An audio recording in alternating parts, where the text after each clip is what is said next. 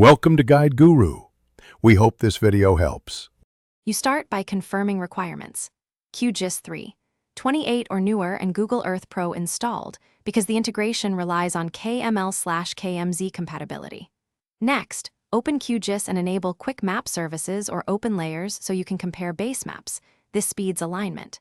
Then, set Google Earth Pro to export KML with WGS84 coordinates and pick a writable folder.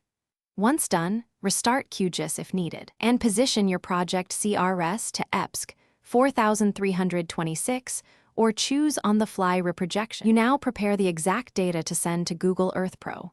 First, clean and simplify complex geometry in Qgis because heavy KMLs lag Earth. Export with CRS EPSC 4326. Use export right arrow save features as choose KML or KMZ and set altitude mode to clamp to ground or relative to ground depending on need. After export, open the file in Google Earth Pro and inspect placement and styling. If features appear shifted, make small reprojection adjustments back in Qgis and re-export until alignment is correct. To finish, save your Google Earth view as a place or image so you preserve camera angle and symbology for presentations. If you need edits, import the KML back into Qgis by dragging it in or converting it to GeoJSON. This keeps attributes intact.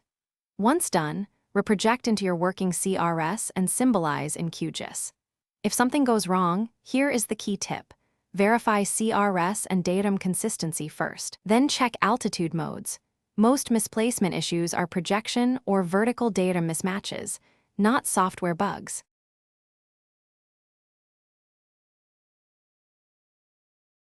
Thanks for watching. Consider subscribing if we helped you today.